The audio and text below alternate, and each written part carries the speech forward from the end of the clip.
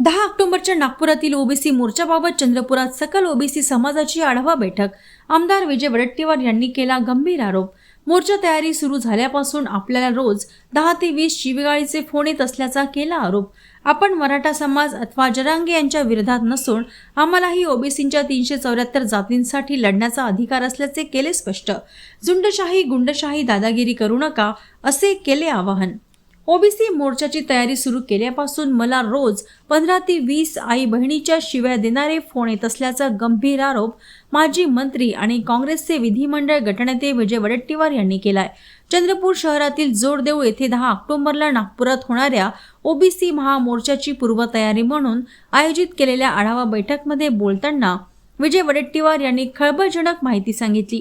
शिव्या घालून आमची लढाई थांबवू शकत नाही आणि संविधानाने आम्हाला दिलेला अधिकार देखील हे रोखू शकत नाही असं म्हणत कितीही फोन आले तरी मी ओबीसींसाठी लढणारच असा ठाम निर्धार विजय वडेट्टीवार यांनी केला. याच आढावा बैठकीत बोलताना वडेट्टीवार यांनी जो ओबीसींच्या हक्कांचा बोलतो तो कधीही मुख्यमंत्री होत नाही, त्याला मंत्रिमंडळात चांगलं खाते मिळत नाही, राजकारणातून संपवण्याचा प्रयत्न केला जातो असेही त्यांनी जोरकसपणे सांगितले.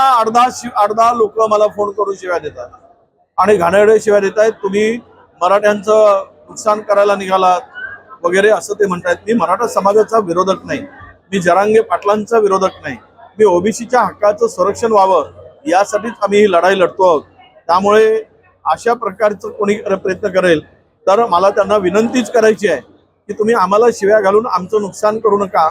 आणि अशा पद्धतीच्या काही ही मंडळी आहे किंवा हा विचार आहे, हा विचार समाजाला कधी प्रगतीच्या दिशेनं नेऊ शकत नाही. अशी झुंडशाही दादागिरी गुंडशाही अशा पद्धतीनं जर शब्दाचा वापर करत असेल आणि एखादा व्यक्ती ओबीसीच्या हक्काच्या रक्षणासाठी काही बोलत असेल तर आम्ही काही जरांगे पाटलांना शिव्या दिल्यात, मराठा समाजाला शिव्या दिल्यात असं नाही आहे. आम्ही फक्त ओबीसीवर जो काही अन्याय होतोय ती बाजू मांडत असताना काही टवाळके मराठा समाजाच्या तरुणांनी जर आम्हाला अश्लील घाणेरडे शिव्या देत असतील तर सरकारने याची दखल घ्यावी. मी काही पत्र देणार नाही, मी कोणाचे नंबर देणार नाही, परंतु मी जाहीररित्या सांगितलं आहे आणि माझ्याकडे काही सेव्ह करून ठेवलेलं आहे. ज्यांची नावं जे आपले नाव तर चुकीचं सांगत असेल पण आपण त्यांना कोणाला आपण हे करू शकतो. पण हा जो काही प्रकार आहे तो निश्चितपणे चांगला नाही. आणि अशी माझी मराठा समाजाच्या तरुणांना सुद्धा विनंती आहे की तुम्ही आपल्या हक्कासाठी लढताय, तसं या ओबीसीच्या 374 जातीच्या प्रवर्गासाठी सुद्धा आम्हाला लढायचा अधिकार आहे, तो संविधानिक अधिकार आहे.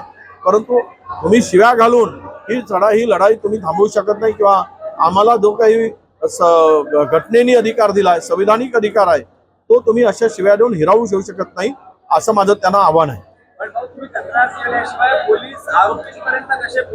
नाही असं आहे, किती लोकांच्या रोज 10-20 लोकांच्या काय तक्रारी देणार. आता आम्ही फोनच बंद करून टाकलाय. 4 दिवस हे सातत्यानं सुरू होतं मी मोर्चाची तयारी केल्यापासून. आता फोनवर आम्ही आता अननोन नंबर घेतच नाही. आम्हालाही तशी माणसं पोचता येतात पण आम्हाला अशी किळसवाने धंदे करायचे नाही. कोणाला शिव्या घालायच्या आहेत, आई बहिणीच्या शिव्या द्यायच्या अशा आम्हाला करायचं नाहीये.